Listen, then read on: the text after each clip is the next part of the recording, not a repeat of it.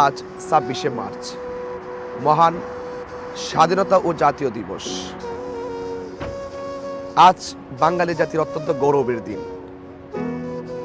পরাধীনতার শৃঙ্খল ভেঙ্গে স্বাধীনতা অর্জনের দিন।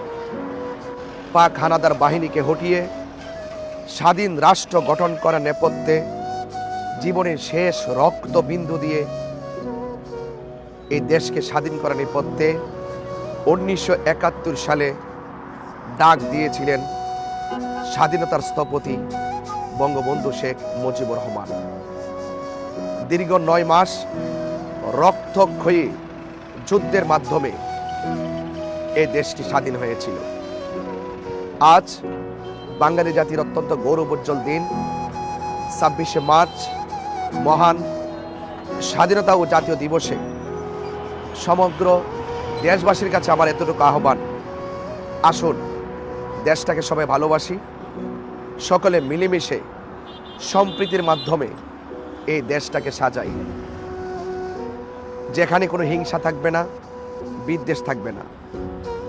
দীর্ঘ ৯ মাস রক্তক্ষয়ী যুদ্ধের মাধ্যমে অসংখ্য মা বোনদের সম্ভ্রমহানির মাধ্যমে ১৯৭১ সালে